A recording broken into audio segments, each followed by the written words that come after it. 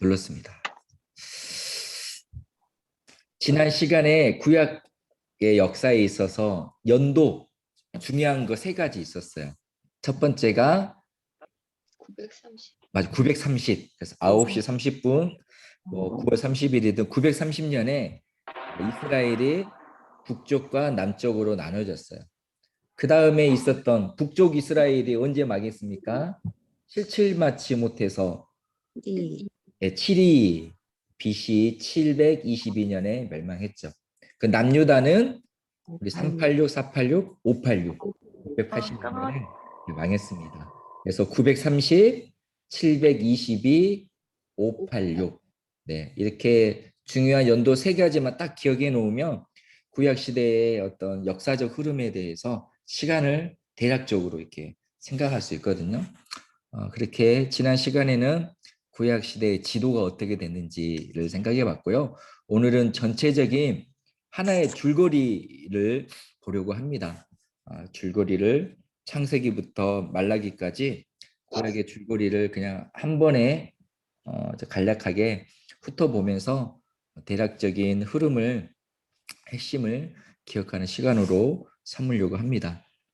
마찬가지로 프린트물 나눠 드렸으니까 그 보면서 들으셔도 되고 또 PPT 화면을 보면서 하도록 하겠습니다. 설명할 테니까 잘 들어보시게요.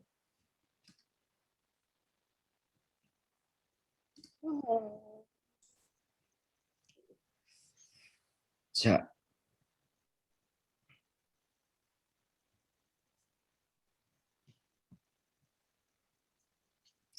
오늘의 주제는 구약 드라마 속 줄거리의 핵심을 잡는다입니다. 그러면 어떻게 잡을지 볼까요? 여기 사진으로 화면으로는 잘 안 보이겠지만 각 구약 성경의 각 주제를 이렇게 한 문장으로 정리한 것들입니다. 뭐 이거는 이렇게 정리했다라고 하는데요. 이 정리는 이 책의 저자가 한 거고요. 참고만 하시면 되겠습니다. 자, 저는 설명해 보도록 할게요. 자, 먼저 창세기예요. 성경 줄거리의 중심에는 항상 하나님과 사람이 있어요. 지명이 의미가 있는 것은 그 안에 하나님과 사람이 있기 때문입니다. 에덴에서는 어떻습니까? 아담과 하와, 그리고 가인과 아벨, 셋, 그 노아가 있었죠. 사진에 보면 첫 번째 에덴 동산이 위치로 추정되는 곳에 이런 인물들이 있었습니다. 그리고 하란에서 아브라함은 하나님의 부르심을 받아요. 원래 우르에 살았습니다. 우르는 아브라함의 고향이었어요. 근데 이때 아브라함의 아버지 데라가 아브라함과 그리고 아브라함의 아내인 사라 그리고 또 다른 조카죠. 손주죠. 데라의 손주인 롯을 데리고 하란에 정착을 했습니다. 아브라함과 데라의 집안은 금신상, 뭐 은신상 같은 우상을 만들어서 팔았던 사람들이라고 합니다.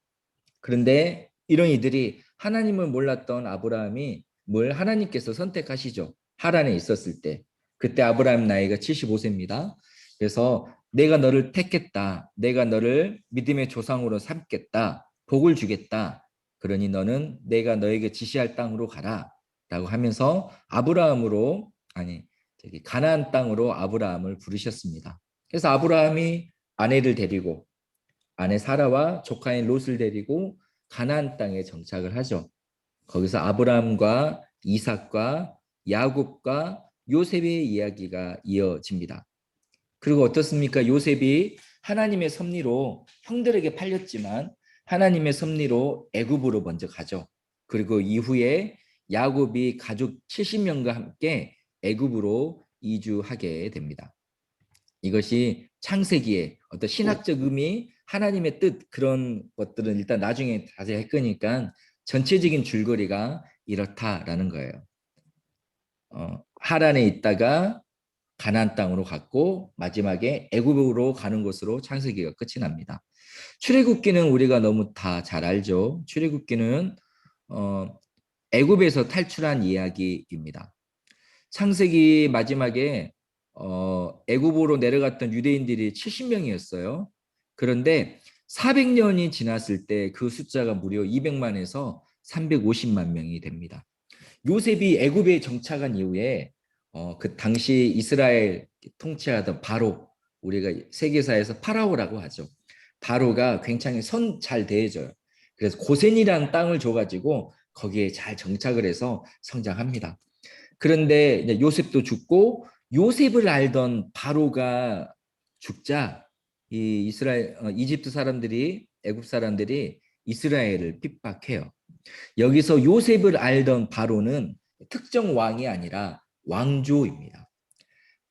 원래 이집트는 항상, 애굽은 이집트 사람이 살던 나라죠. 그런데 중간에 100년 정도 다른 이민족, 다른 나라 사람이 와가지고 이집트를 다스렸던 적이 있었어요. 그 왕조를 힉소스 왕조라고 해요. 요셉이 이집트의 총리가 되었을 때는 그 힉소스 왕조의 약간 후기 말기 정도였습니다. 그래서 이렇게 이민족이 이집트를 다스릴 때 이스라엘이 정착을 했어요. 좋은 대우접을 받고.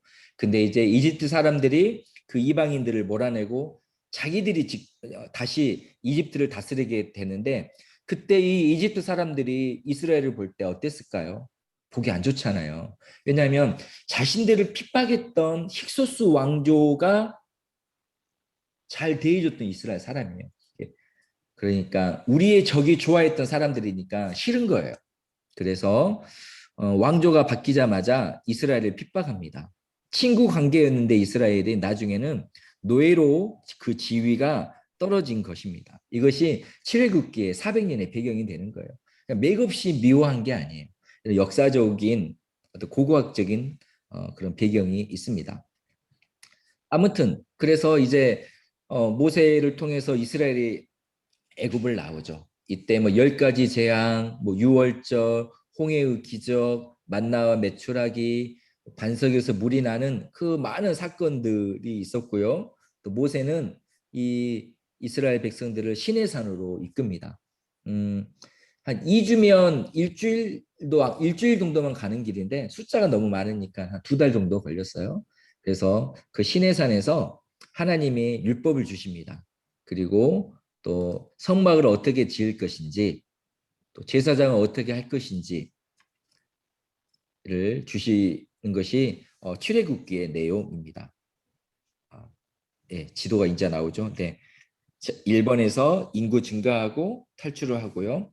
홍해가 갈라지고 또 여러 기적을 체험하고 시내산에서 머물러 있습니다.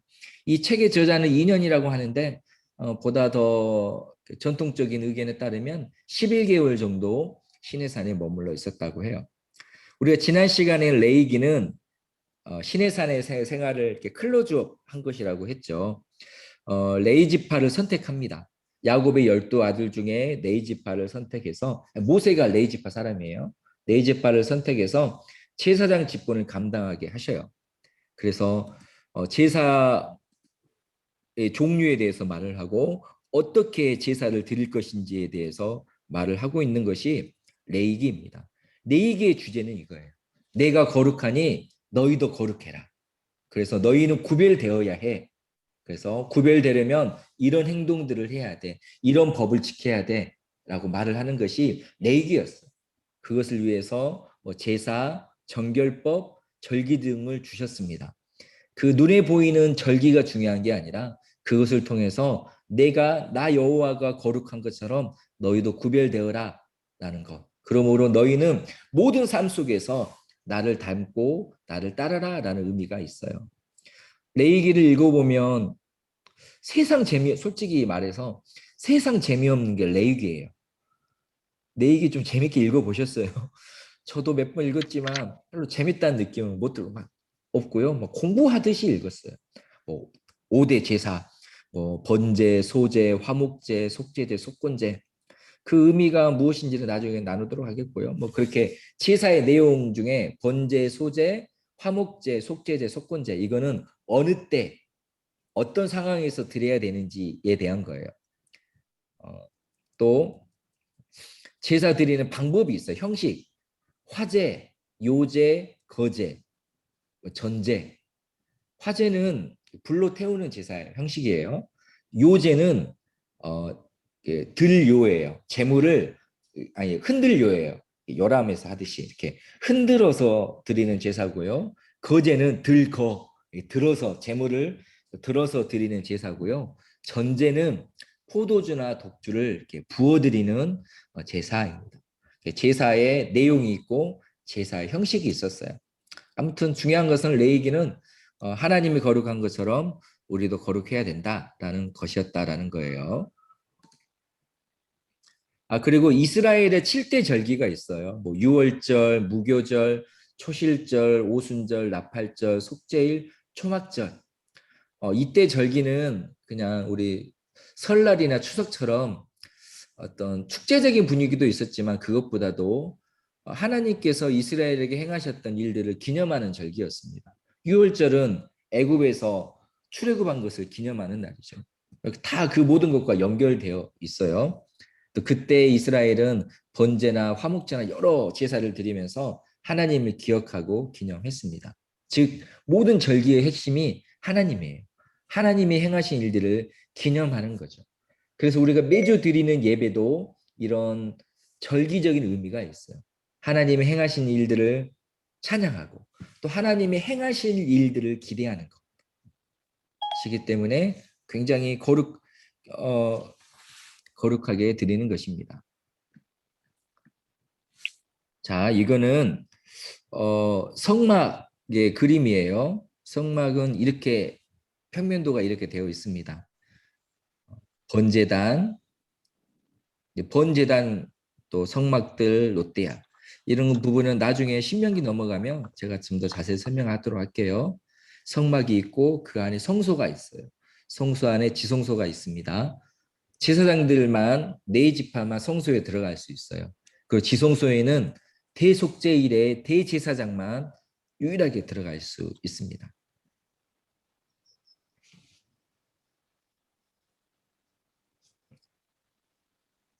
자, 이제 민수기입니다. 민수기는 숫자를 세는 거라고 했죠. 이제 시내산에서 말씀을 받고 언약을 받고 이제 가나안 땅으로 갑니다. 가나안 땅으로 가기 전에 인구 조사를 해요. 603550 숫자가 나왔습니다. 그리고 가데스 바네아에서 12명을 정탐권을 보내죠. 자, 하나님의 약속하신 땅을 한번 보자라고 했는데 과연 막 엄청 자원이 많은 거예요. 정말 적과 꿀이 흐르는 땅이에요. 근데 그곳에 정착해 있었던 여러 민족들이 있었습니다. 10명의 정탐꾼이 의심하고 불신합니다. 그래서 하나님께서 야 너희는 아직 이스라엘에 들어갈 준비가 안 되었어. 40년 동안 훈련 받아야 돼. 라고 해서 40년 동안 광야 생활을 합니다. 그리고 40년이 지난 이후에 요단강 동쪽 지역에 도착을 해요. 그리고 여기서 인구 조사를 합니다. 그리고 가나안 땅에 들어가기 전에 모압과 암몬의 왕들을 정복을 합니다. 이것이 민수기의 내용이었습니다. 이제 신명기이죠. 신명기는 다시 말씀드리지만 이제 출애굽 2세대, 3세대에게 모세가 설교를 하는 거예요. 지난 역사를 돌아봐라. 하나님께서 어떻게 우리를 돌보셨는지. 그리고 하나님이 우리에게 주신 그 언약을 다시 기억해라. 그리고 이 말씀 붙잡고 새로 들어가는 가나안 땅에서 하나님 말씀대로 살아야 된다라고 합니다. 광야 세대처럼 실패하지 않도록 당부한 거예요. 근데 정작 모세는 어때요? 모세는 약속의 땅을 눈앞에 두고 들어가지 못합니다. 이제 혈기를 부려서 하나님께서 모세에게 그런 심판을 내리셨어요. 모세는 죽어서 느보산의 장사가 되었습니다. 제가 한국에 있는 대학원 인류학 석박사 공부를 했는데요. 원서를 많이 봐요. 원서에 보면 이런 내용들이 있어요. 자, 말리노프스키는 사진 인류학에서 모세와 같은 역할을 했다. 말리노프스키란 사람이 사진 인류학에서 모세의 역할이었대요. 원서를 읽는데 교수님도 다른 학생들도 이 말이 무슨 뜻인지 이해를 못했어요. 그래서 저만 이해했어요. 그래서 교수님이 저한테 물어보길래 제가 아주 겸손하게 아주 겸손하게 설명을 했는데 무엇이냐면 모세가 열심히 이스라엘을 이끌어서 가나안 땅 아카지는 가지만 자기는 못 들어가잖아요. 즉 이 말은 어떤 누군가가 학문이나 학문 방법에 있어서 선구자적인 역할을 했지만 정작 본인은 고생만 하다가 그 성과와 열매를 맛보지 못했을 때 사용하는 어떤 관용적인 표현이에요. 유럽 유럽 항공계에서는 이런 표현이 많이 쓰이더라고요. 제가 유럽 항공계를 알아서가 아니라 성경을 알았기 때문에 그 원서의 내용을 그 의미를 깨달을 수 있었습니다. 아무튼 모세는 이런 역할을 했었습니다. 그렇게 신명기가 막을 내려요. 이어서 여호수아로 이어지죠. 여호수아가 모세 후계자가 되어서 약속의 땅 가나안을 정복합니다.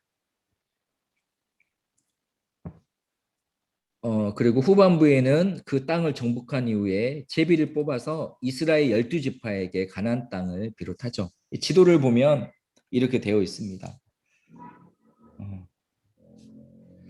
사실 이스라엘의 12지파는 야곱의 12아들에서 이름이 비롯되었어요. 근데 이 지도에 보면 없는 이름이 있어요. 레위의 이름이 없어요. 레위 지파는 제사장 가문으로 선택을 받았죠. 그래서 이들은 한 지역에 모여 살지 않고요. 어떤 가족 단위로 아니면 어떤 집안 단위로 흩어져서 각 지파에서 하나님과 백성들 사이를 연결해주는 제사장의 역할을 했습니다. 그래서 레위 지파는 땅을 기업으로 받지 않았어요. 그 대신 하나님께서 레위 지파의 기업이 되어 주셨습니다. 그래서 백성들이 내는 11조와 같은 헌물이 레위 지파의 수입과 또 기업이 되었습니다. 레위 지파가 이제 빠졌으면 11개 지파가 남았잖아요. 11개잖아요. 그럼 다른 한 개는 어떻게 되었을까? 바로 레위 지파가 빠진 자리에 요셉 지파가 2개로 되는 거예요. 요셉의 아들이 에브라임과 므낫세입니다. 그래서 요셉 지파가 2지파를 차지해요. 그래서 12지파가 형성이 됩니다. 그런데 하나님께서는 이스라엘에게 모두 다 요단 가나안 땅으로 들어가라고 했는데 이제 건너가기만 하면 되는데 일부 지파가 우리는 안 건너가겠다고 해요. 왜냐하면 요단강을 건너기 전에 모압과 암몬 지역을 정복하잖아요. 그때 그 지파가 므낫세 절반, 그리고 르우벤 지파, 가 지파예요. 이것 때문에 오해를 했어요. 왜 너희는 안 넘어가? 우리는 가서 싸워야 되는데 너희만 여기서 편하게 살려고 그래? 라고 오해를 해서 분란이 일어나려고 합니다. 근데 그는 오해였고 르우벤 지파, 갓 지파, 므낫세 반 지파의 사람들이 자기의 가족들, 여성들, 어린 아이들은 그 땅에 남겨두고 20살 이상의 전쟁이 가능한 사람들은 그 강을 넘어갑니다. 넘어가고 전쟁이 끝마칠 때까지 싸우고 다시 그때가 되면 돌아오겠다라고 약속을 해서 건너가죠. 이렇게 거의 한 14년, 20년에 가깝게 전복 전쟁이 한 것이 바로 여호수아이고 여호수아가 죽는 것으로 끝이 나요. 여호수아가 나와 내 집은 여호와를 섬기겠다. 너희는 선택하라라고 말을 합니다. 이스라엘이 우리도 하나님을 믿겠습니다라고 선택하지만 언제 그랬냐는 듯이 사사기에 들어서는 사람들이 각자 그 소견에 옳은 대로 행해요. 이것이 사사기의 내용입니다. 시간이 지나면서 하나님께서 광야에서 이스라엘을 어떻게 인도하셨는지 까먹는 사람들이 생겨나요. 신앙 교육이 잘 되지 않은 거예요. 그럴 때마다 이런 일들이 반복됩니다. 죄를 짓죠. 압제를 당합니다. 강구합니다. 하나님께서 사사를 세우셔서 구원합니다. 또 잊어버리고 죄를 짓습니다. 이런 일들이 계속 반복해서 일어나게 됩니다. 사사기에는 12명의 사사가 등장해요. 이스라엘은 왕이 다스리는 중앙 집권이 아니었고 각 지파별로 자체적으로 살고 있었습니다. 그래서 사사들이 역사적으로 여러 지파에서 나왔어요. 혹시 12명의 사사를 다 아시는 분 계세요? 네, 모르셔도 됩니다. 네. 온니엘, 에훗, 삼갈, 드보라, 기드원, 돌라, 얄, 입다, 입산, 렐론, 압돈, 삼손. 저도 이것을 애웠죠. 지금도 애우고 있습니다. 그런데 필요했던 적은 딱 한 번. 신학대학원 시험 볼 때 필요했고요. 그 뒤로 한 번도 안 필요하더라고요. 네, 뭐 자랑하려면 자랑할 때 쓰려면 필요하긴 하겠지만 뭐 그거는 하나님이 기뻐하지 않으시는 것이니까. 근데 우리가 잘 아는 사사 누가 있어요? 제일 유명한 사사가 뭐 기드온의 300용사예요. 기드온 유명하고 삼손이 유명하죠. 그래서 사사기 후반기에 보면 이제 일반 백성들만 타락한 것이 아니라 레위인과 제사장들, 어떤 영적 지도자들도 다 타락을 해요. 그래서 우상 숭배가 만연하고 사람들이 각자 그 소견에 옳은 대로 행하였더라라고 하면서 사사기가 끝나요. 사실 사사기는 인간이 실패한 것들을 모아놓은 책입니다. 다 실패한 이야기예요. 그러나 그곳에서도 하나님 일하시고 있다가 사사기의 핵심입니다. 사사기가 끝나면 룻기가 이어지죠. 우리가 잘 아는 룻기. 어머니의 하나님이 나의 하나님이 되고 어머니의 백성이 나의 백성이 되리이다 라는 고백으로 롯이 나오미를 따라서 이스라엘로 돌아갑니다. 이렇게 어떤 사사기 중간에 하나님의 역사가 이루어지고 있다는 것을 보여주죠. 이어서 사무엘상으로 이어집니다. 사무엘상 앞부분은 사무엘의 이야기고 후반부는 사울의 이야기입니다. 사무엘은 이스라엘의 마지막 사사예요. 사무엘의 스승이 엘리였죠. 엘리가 굉장히 무능하게 그려지지만 엘리 역시 이스라엘의 사사입니다. 그래서 이 책에서는 사사를 14명이라고 하더라고요. 사사기에 12명, 그리고 사무엘상에서 엘리와 사무엘을 포함해서 14명입니다. 14라는 숫자가 저도 왜 나왔을까 생각했는데 그거더라고요. 근데 엘리 시대에 하나님의 임재를 상징하는 언약궤를 뺏겨요. 그래서 이스라엘이 하나님 우리도 왕을 주십시오. 저 블레셋 보니까 왕이 있더라고요. 왕이 있는 나라가 강하더라고요. 우리도 왕이 주십시오. 왕이 있으면 우리가 강해지겠습니다. 근데 그것은 아니었죠. 이스라엘이 우리의 진정한 왕 되신 하나님을 의지하지 않았기 때문에 망했는데 이스라엘은 눈에 보이는 육신의 왕을 원합니다. 그럼에도 불구하고 하나님은 허락하셔요. 그래서 사무엘을 통해 사울에게 기름 부으셔서 사울이 왕이 되었지만 역시 우려했던 대로 그 사울이 우리의 참된 왕이신 하나님을 떠나버리니까 나쁜 왕이 되었어요. 그리고 항상 사람들의 인기를 의식했던 사울은 인기가 많았던 다윗을 죽이려고 합니다. 그 속에서 다윗은 왕으로 기름 부음을 받았고 연단을 받은 것이 사무엘상의 이야기예요. 사무엘하는 다윗이 40년 동안 이스라엘을 통치했던 것을 기록합니다. 다윗이 출발은 아주 좋았죠. 하나님께서 기름 부으셔서 7년간의 어떤 전쟁 끝에 이스라엘을 하나로 만듭니다. 그리고 주변에 있는 모든 나라들을 다 접목해가고 하나님 원하시는 이상적인 나라를 세워가요.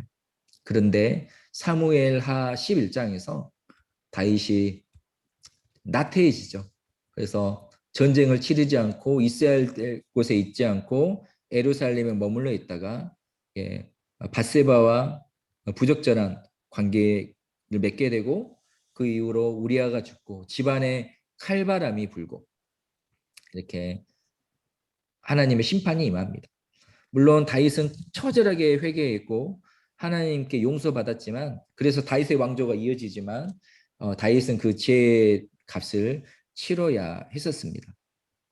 그래서 이렇게 사무엘하는 다윗 왕에 대한 이야기입니다.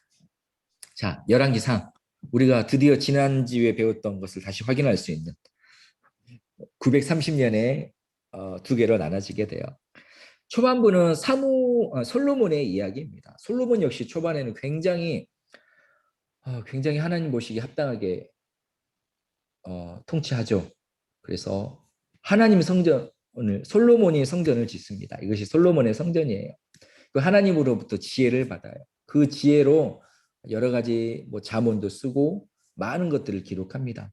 솔로몬은 세상에서 가장 부유했고 가장 지혜로운 사람이었지만 말년에 좋지 못해요. 그가 말년에 좋지 못했던 이유는 무엇이냐면 바로 어떤 무분별한 정략 결혼들이었습니다. 첩 이게 부인이라고도 하기 뭐하고 첩이라고도 뭐하지만 뭐 400명, 600명 정도의 어떤 여인들이 있었어요.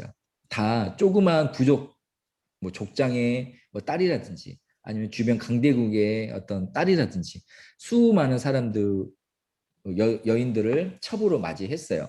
이거는 굉장히 나라를 부강케 하기 위한 정치적인 결정이었겠지만 영적인 문제가 뭐가 있었냐면요.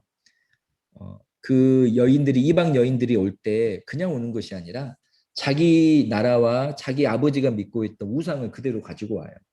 그래서 그 우상을 그대로 섬깁니다. 그리고 이것을 솔로몬이 허락을 해요. 왜냐하면 아이고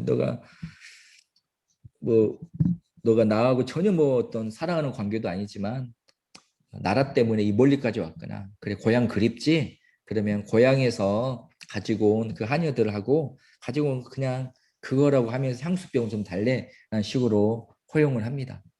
그러면서 이것이 조금씩 영향력을 미치면서 온 나라 안에 우상 숭배가 만연해졌어요. 겉으로 보기에는 가장 강력하고 가장 위대한 나라가 됐지만 속은 속대로 썩어갔던 것이죠. 물론 여기에서 우리가 얻을 수 있는 교훈들이 많이 있겠지만 오늘은 줄거리만 얘기하는 것이니까 넘어갈게요.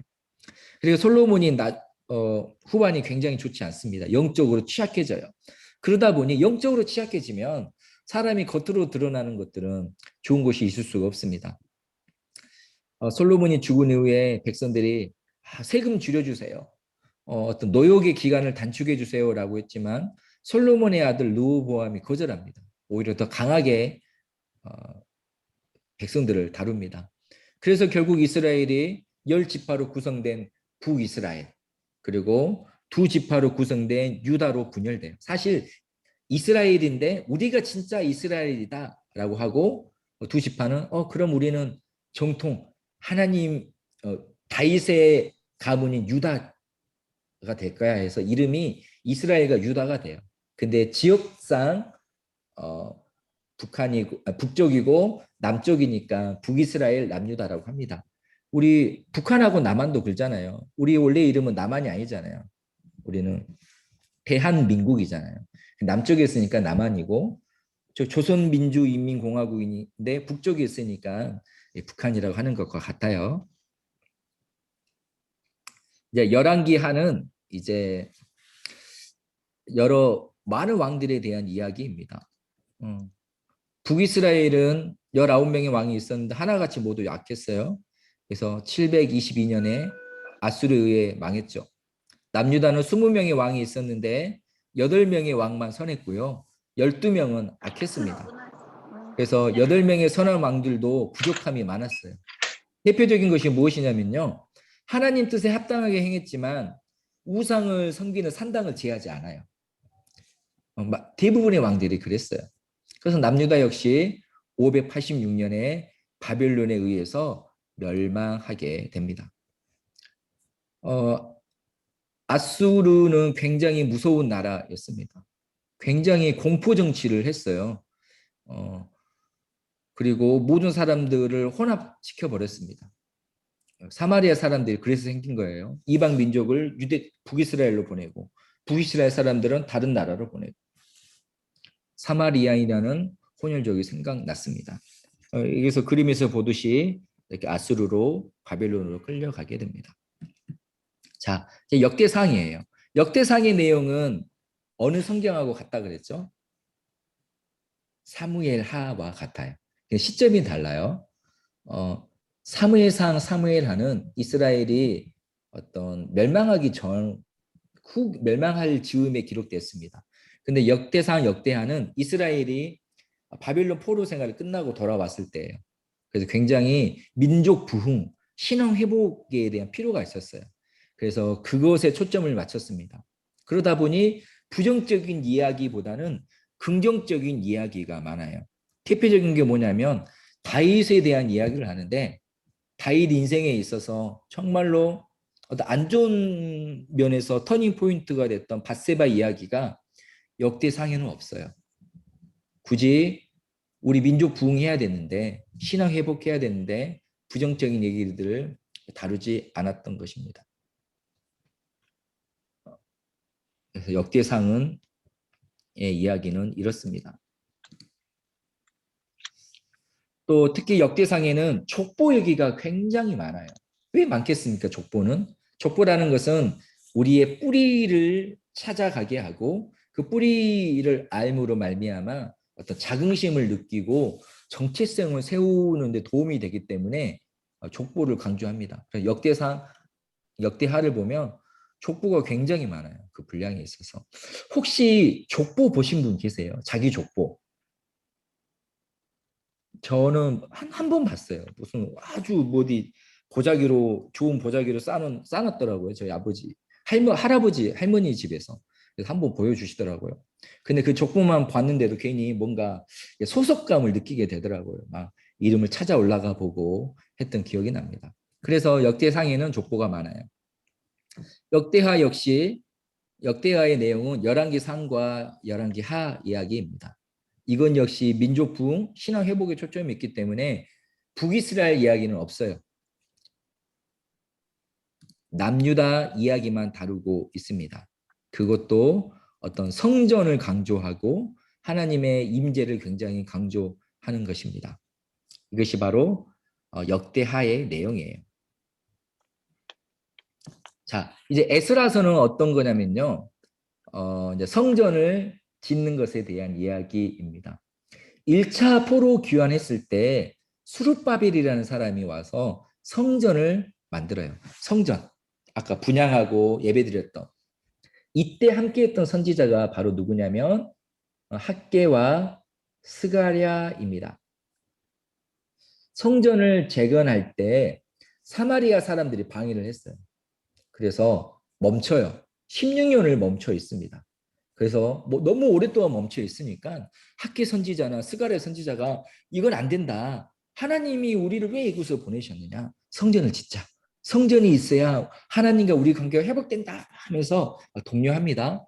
그래서 열심히 힘을 모아서 4년 만에 성전을 완공해요. 이것이 바로 수룹밥의 성전이에요. 자, 기억하세요. 솔로몬이 지은 성전은 솔로몬 성전입니다. 또 포로 귀환에서 지은 성전이 스룹바벨 성전이에요. 이 스룹바벨 성전은 솔로몬 성전에 비해 규모도 작고 소박했지만 하나님의 영광이 가득했다라고 스가랴서에 기록되어 있어요. 성경을 읽어보면 성전이 3개 나옵니다. 혹시 들어보셨어요? 첫 번째는 솔로몬 성전. 이 성전은 BC 586년 남유다가 바벨론에 의해 멸망할 때 파괴돼요. 사실 성전이 파괴되면서 이 남유다가 끝나는 거예요. 그만큼 성전이 중요했다라는 거죠. 두 번째가 수룹바벨 성전입니다. 이것이 BC 516년에 수룹바벨이 재건해요. 딱 70년이죠. 586년에 성전 파괴, 또 516년에 재건. 이렇게 이제 수룹바벨 성전에서 하나님 예배하고 제사를 드리다가 나중에 이게 어떤 일이 일어나냐면요. 우리가 잘 아는 알렉산더 대왕, 헬라 제국을 만든 알렉산더 대왕이 헬라 제국을 만들죠. 그 헬라 제국이 나중에 4개로 나눠지게 돼요. 그 당시 이스라엘 지역을 담당했던 것이 시리아, 지금 시리아 나라 시리아가 아니라 시리아라는 나라에 있는데 그 시리아의 어떤 그 왕이 이 성전을 더럽힙니다. 어떻게 더럽히냐면 성전 앞에 제우스 신을 위한 제단을 만들어요. 아주 대놓고 모욕하는 거죠. 우리 옛날에 경복궁 앞에 저기 조선 총독부가 있었던 것처럼 일제에 어떤 수룹바벨 성전 앞에 제단을 만들어 버립니다. 그리고 그 수룹바벨 성전에서 뭘 하냐면 돼지를 제물로 잡아요. 돼지는 레이기에서 금지한 동물이죠. 굽이 갈라진 동물은 먹지도 말고 만지지도 말라고 해서 이스라엘은 전통적으로 돼지를 부정한 동물로 여겼어요. 근데 이스라엘 사람들 눈앞에서 그 돼지를 잡아서 제물을 드려요. 그리고 그 일에 이스라엘 제사장들을 동원합니다. 매수했거나 아니면 이렇게 변심한. 그래서 이제 이스라엘 사람들이 이 성전을 성전으로 여기지 못하게 되는 거예요. 더럽혀졌어요. 하나님께 드려지는 성전은 깨끗하고 거룩해야 되는데 이방 제우스 신과 돼지피로 더럽혀졌다라고 생각했기 때문에 굉장히 통곡을 하죠. 그래서 더 이상 사람들이 이 더럽혀진 성전에서 예배드리지 않아요.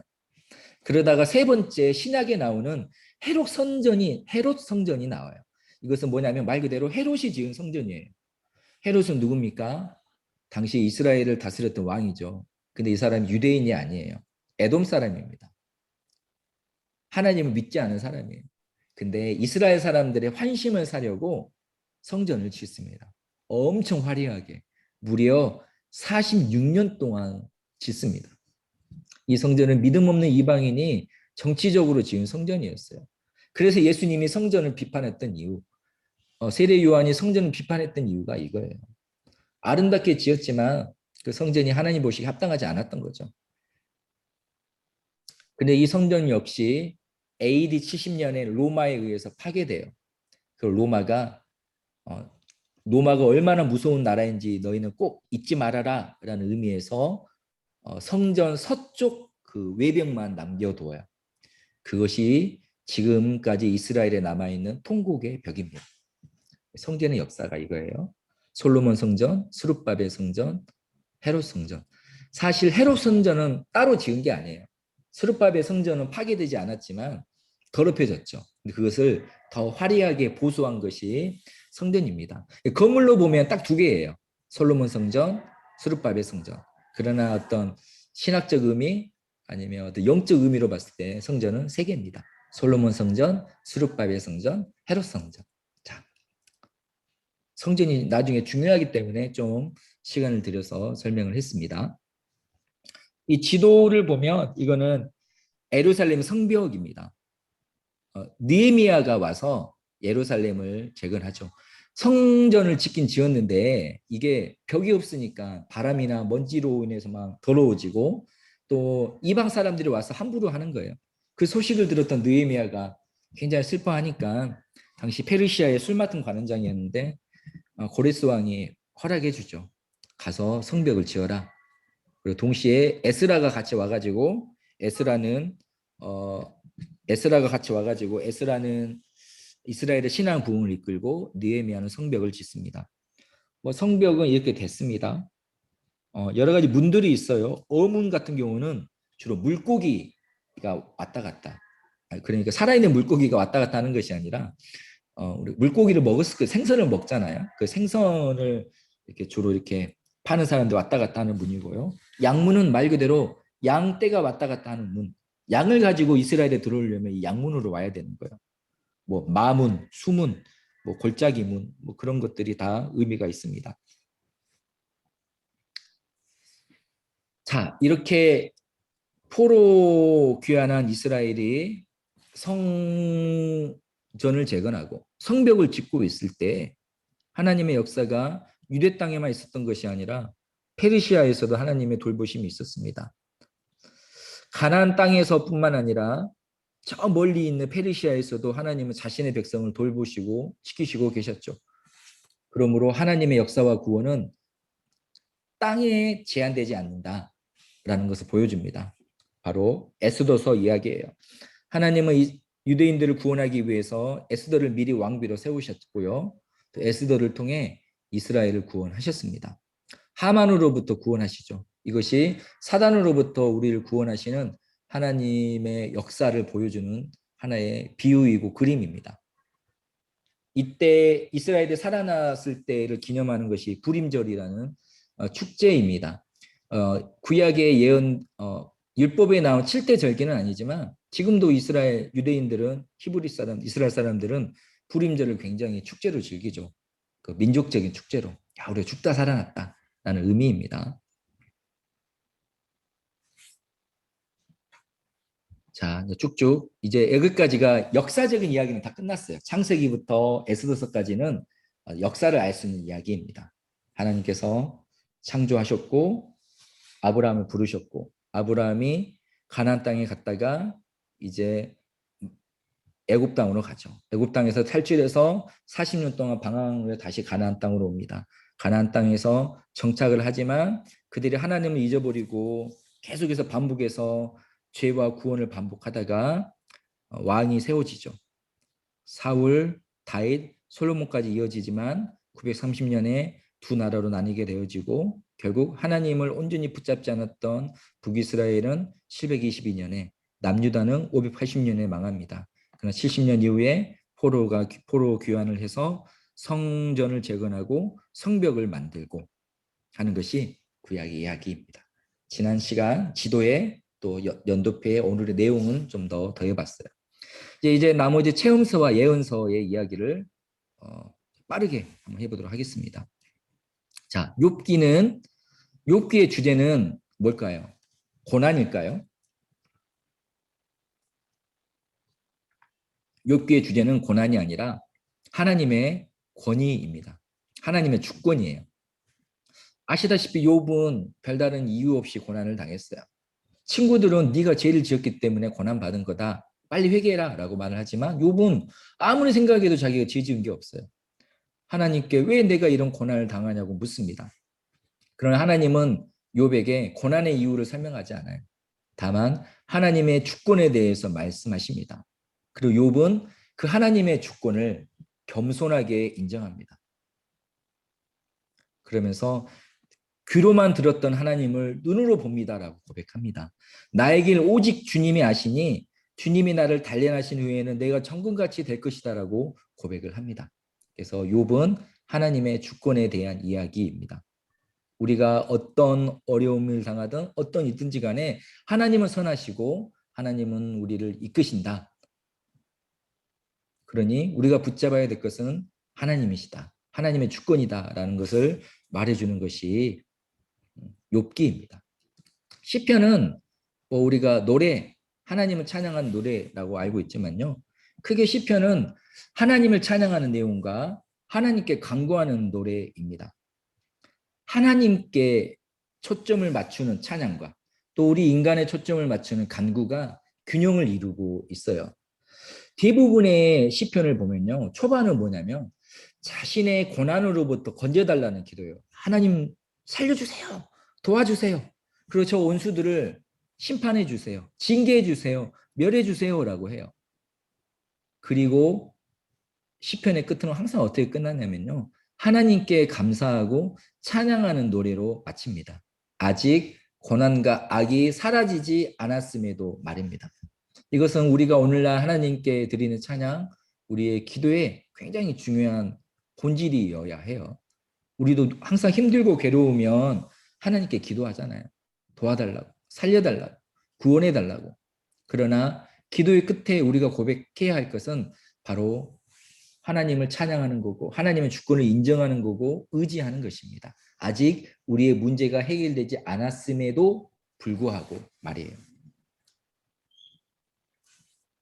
잠언은 크게 915개의 어떤 권면이 있는 권면으로 구성된 말씀입니다. 또 잠언의 핵심이 지혜인 것 같지만 지혜가 아니에요. 결국 잠언의 핵심은 지혜의 근원 대신 지혜의 주인 대신 하나님이 핵심입니다. 그리고 잠언에 지혜가 많이 나오는데 사실 그 지혜는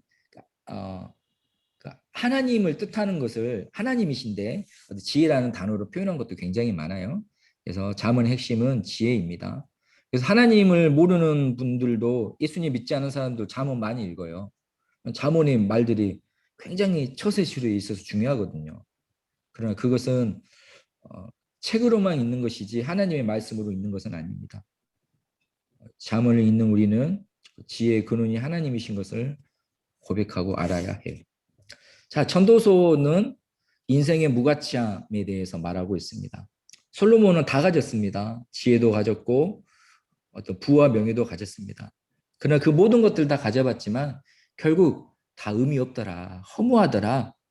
하나님을 경외하는 것만이 유일한 것이더라 라고 말해주고 있는 것이 전도서입니다. 아가서는 하나님과 우리의 사랑에 대해서 말해주고 있는 거고요.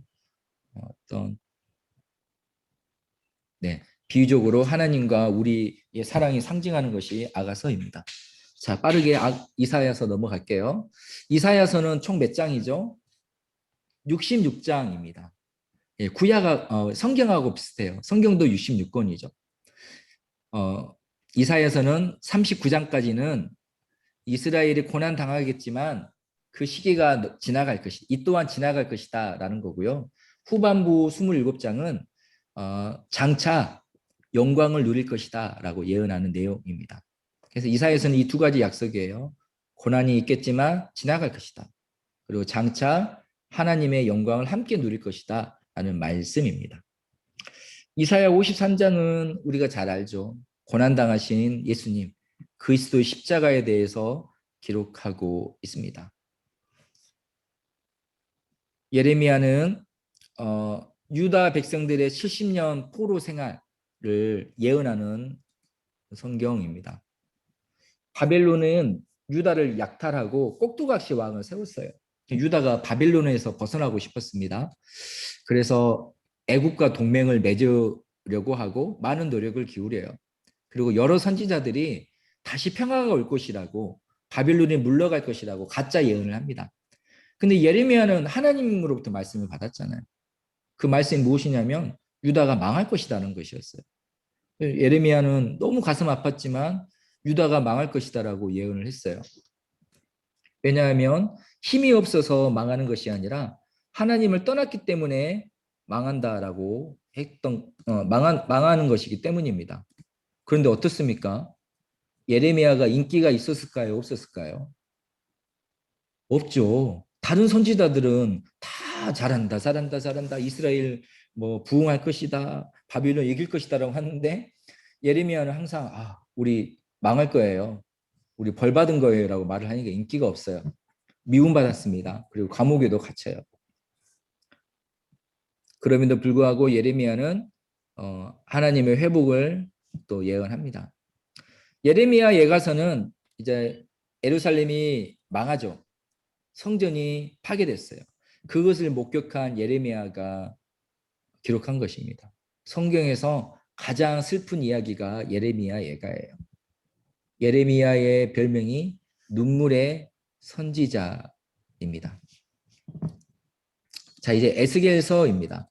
에스겔은 1차 포로 시기에 바벨론으로 끌려가서 바벨론에서 활동했던 제사장 지파의 사람입니다.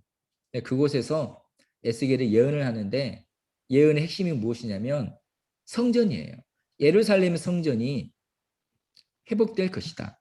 지금은 더럽혀졌고 지금 하나님의 영광이 떠났지만 마른 뼈가 살아날 것이고 성전에 하나님의 영광이 가득할 것이다 라고 하면서 백성들 안에 그런 소망을 일으켜줘요. 나중에 스룹바벨, 에스라, 느헤미야 같은 선지자나 어떤 그런 리더들이 그 일들을 할 수 있었던 굉장히 강력한 동기부여를 했던 것이 에스겔서입니다. 에스겔서 다음에는 다니엘이죠.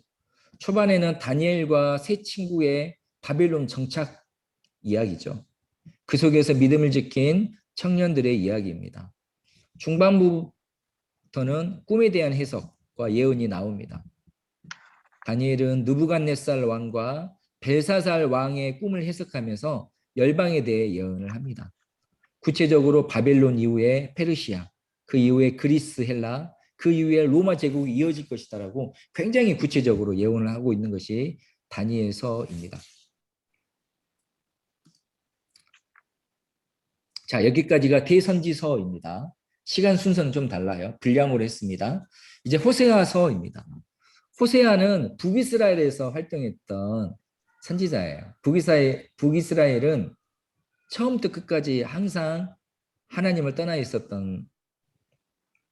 있었습니다. 그럼에도 불구하고 하나님은 끝까지 북이스라엘을 기다렸고 포기하지 않았고 사랑하셨어요.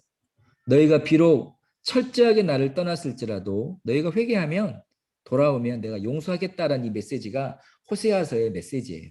이 메시지를 극명하게 보여주기 위해서 호세아가 고멜이라는 굉장히 부도덕한 여성과 결혼을 합니다. 이 고멜이 몇 번 집을 떠나요. 계속해서 가출을 해서 다른 남자와 삽니다. 그때마다 호세아는 어떻게 합니까? 고멜을 찾아가요. 또 찾아내요. 또 여러 값을 지불해서 그녀를 데려옵니다. 이것으로 하나님은 너희를 포기하지 않는다. 찾아내겠다. 비록 너희가 부도덕함에도 불구하고 말이다라는 메시지입니다. 요엘서입니다. 요일은 우리가 잘 아는 말씀이죠. 그 후에 내가 내 영을 만민에게 부어주리니 너희 자녀들은 장래일을 말할 것이고 너희 늙은이는 꿈을 꾸며 너희 젊은이는 이상을 볼 것이며 그때 내가 또 내 영을 남중과 여종에게 부어줄 것이며 라는 말씀입니다.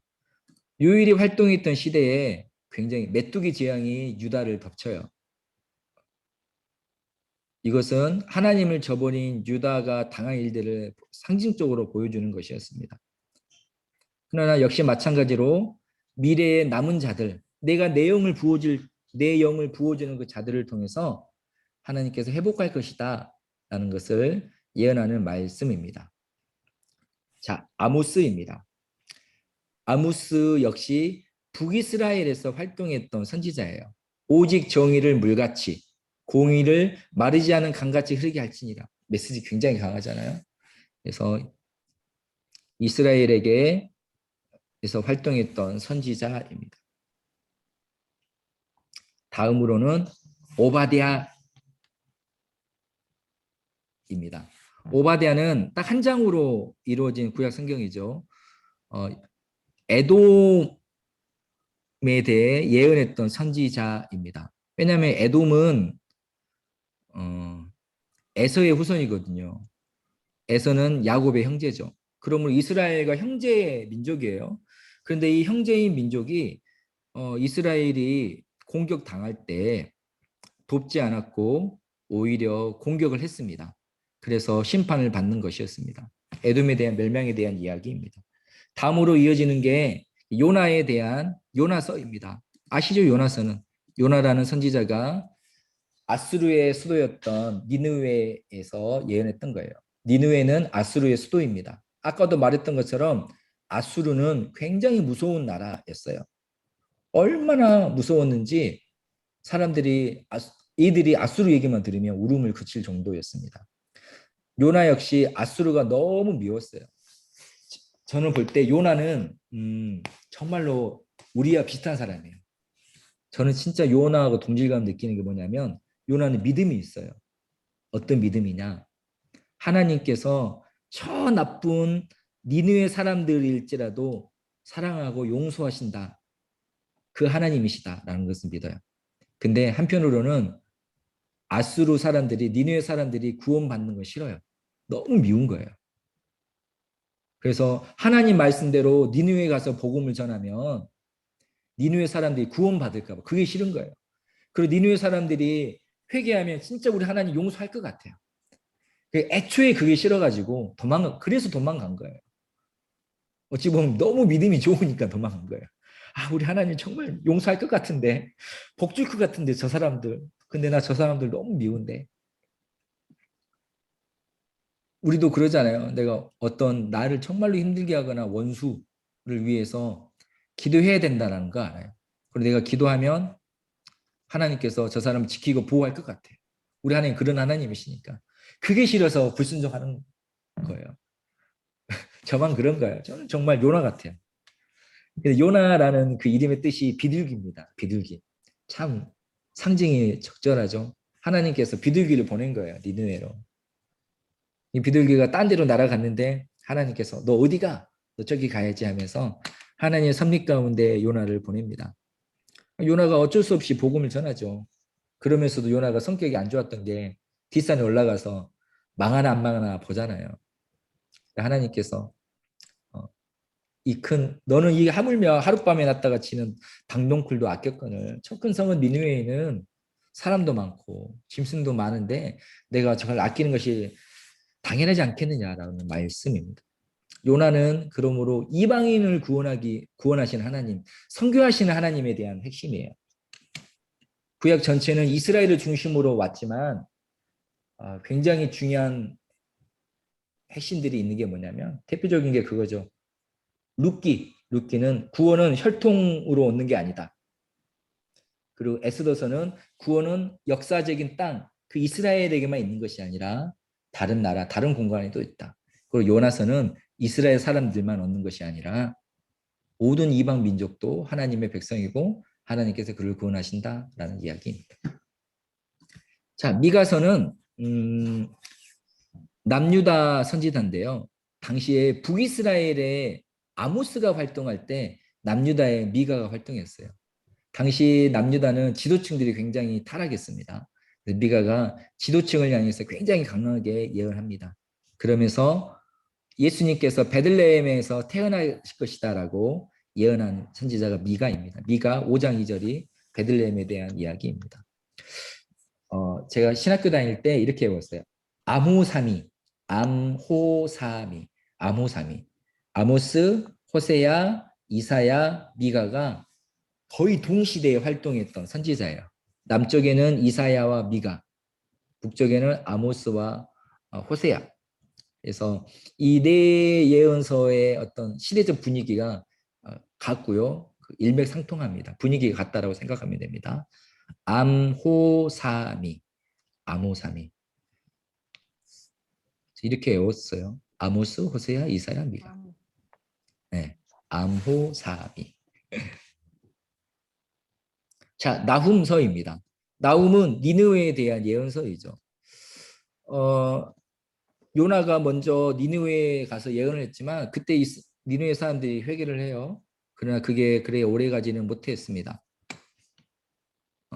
그래서 다시 하나님께서 나훔 선지자를 통해 너희가 그렇게 기회를 주었는데도 하나님을 믿지 않았구나. 너희가 아무리 무섭고 강력할지라도 너희 니느웨 성이 아무리 난공불락처럼 여길지라도 하나님의 징벌 앞에서는 아무것도 아니다. 너희 교만하지 말아라. 라는 것이 나훔서의 메시지입니다. 이제 거의 다 왔습니다. 이제 하박국입니다. 하박국은 어떤 거냐면 의인이 고통당해요. 하박국 선지자가 질문을 하죠. 하나님, 내가 보니까 의인들은 고통을 당하고 악인들은 형통한데 도대체 하나님이 살아계시다면 왜 이런 일이 일어납니까? 왜 하나님은 아무 일도 하지 않습니까? 당연히 악인들은 망해야죠. 의인이 형통해야 되죠. 라고 물어보는 거예요. 그때 하박국이 했던 고백이 이겁니다. 그러나 그럼에도 불구하고 오직 의인은 믿음으로 말미암아 살리라. 비록 의인인 내가 고난당하고 가난하게 살고 저 악인들이 모든 부와 명예를 누릴지라도 그럼에도 불구하고 우리는 의인은 믿음으로 말미암아 살겠습니다. 라는 고백입니다. 이 고백이요. 정말 놀라운 고백이에요. 교회 역사상, 기독교 역사상 두 가지 놀라운 일에 강력한 동기가 되었습니다. 첫째가 바울의 신학이에요. 바울의 노마서가 사실 기독교 초기 신학을 정립한 거거든요. 이신득이 믿음으로 얻는 구원. 오직 의인은 믿음으로 말미암아 살리라. 행위가 아니라 행함이 아니라 절기나 전통이나 역사나 족보나 그런 것이 아니라 믿음으로 얻는다. 입니다. 첫 번째. 두 번째는 바로 루터의 종교 개혁이었어요. 루터 역시 굉장히 좀 잠깐만 설명할게요. 루터는 신부였죠. 수도원의 신부였어요. 굉장히 유명한 미래가 촉망되는 신학자였고 교수였습니다. 근데 그가 여러 가지 뭐 성지순례도 하고 면죄부 같은 것도 사고 막 그래요. 근데 아무리 생각해도 자기가 율법을 지킬 수 없다는 걸 알아요. 아무리 자기가 훌륭하고 노력을 해도 나는 구원받지 못해. 나는 이런 죄가 있는데 허물이 있는데 내가 그렇게 했어도 안 되는데라고 하면서 루터가 굉장히 큰 시험에 들어요. 또 두려움에 빠집니다. 나는 구원받지 못할 것 같아. 나는 죽을 사람이야. 나는 안 돼. 안 돼 하면서 굉장히 고뇌의 시간을 보내는 가운데 루터가 받은 말씀이 이 말씀이었어요. 오직 의인은 믿음으로 말미암아 살리라. 믿음이 나를 구원하는구나. 면죄부 따위가 아니구나. 믿음으로 살겠구나. 믿음으로 구원받는구나. 라고 해서 모세가 이 말씀 붙잡고 종교개혁을 하거든요. 오직 예수, 오직 믿음, 오직 성경, 오직 은혜. 그래서 이 하박국 선지자의 말씀이 바울과 루터의 어떤 핵심이 되었고 지금 우리가 고백하는 믿음인 것이죠. 또 뭐 하박국에서는 뭐 많은 고백들 우리가 잘 아는 찬양 있잖아요. 무화과 나무 잎이 마르고 포도 열매가 없으며 이건 역시 그거 다 없어도 난 여호와로 즐거워하리라 오직 믿음으로 살겠다라는 하박국서 이야기입니다.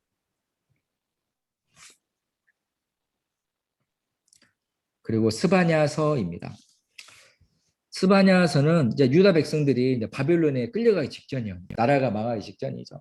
그러나 이때 스바냐 선지자가 위로합니다. 구속받은 남은 자들이 돌아올 것이다. 우리가 잘 아는 스바냐 3장 17절 너의 하나님 여호와가 너의 가운데 계시니 굉장히 멜로디도 그렇지만 굉장히 따뜻하고 위로가 되잖아요. 근데 이 상황은 생각해 보세요. 지금 전쟁이 한가운데 지금 나라가 망하기 직전이에요. 먹을 것도 없고 가족이 죽어나가고 있는 거예요.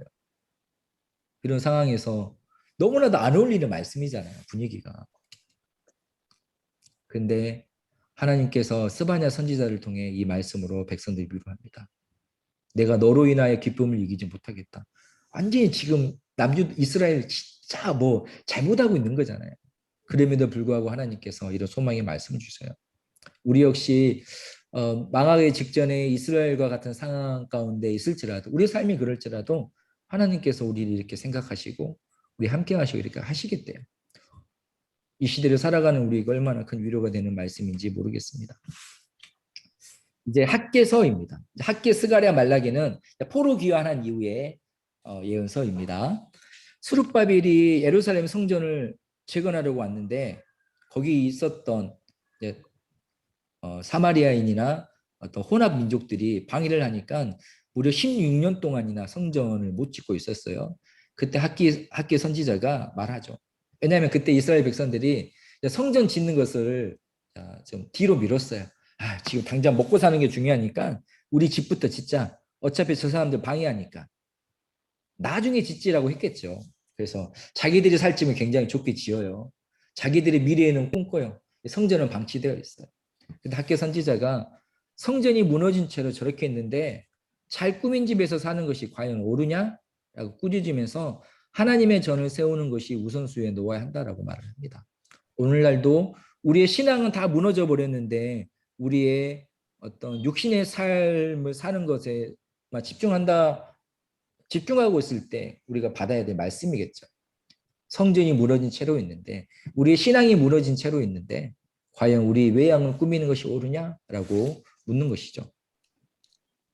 스가랴서입니다. 스가랴서는 당시에 어떤 학계 선지자가 성전 건축에 대해서 예언했다라면 스가랴서는 이제 보다 영적인 일에 초점이 있는 말씀입니다. 특별히 성전을 지었어요. 성전이 지었으면 하나님의 영광이 임해야 되잖아요. 메시아의 다시 오심에 대해 강조하면서 예언하고 있습니다.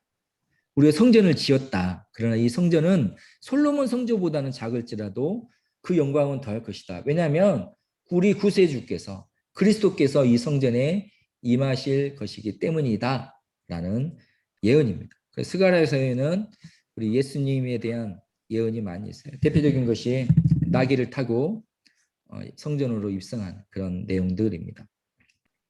이제 마지막으로 말라기입니다. 다 왔습니다. 말라기 선지자는 구약 시대의 마지막 예언이죠. 성전 그렇게 고생해서 성전을 지었는데 다시 타락합니다. 성전 예배와 제사장들의 삶이 타락합니다. 그러면서 우리가 아무리 노력했지만 예수 그리스도가 오기 전에는 우리는 아직 미완성이다라는 메시지를 담고 있죠. 아직 주인공이 오지 않았습니다. 그리고 주인공을 소개할 사람이 있는데 그가 바로 엘리야의 심령과 능력으로 올 사자 세례 요한이다라고 예언을 하는 것으로 말라기서가 끝이 납니다. 자, 이렇게 구약의 줄거리가 이렇게 왔어요.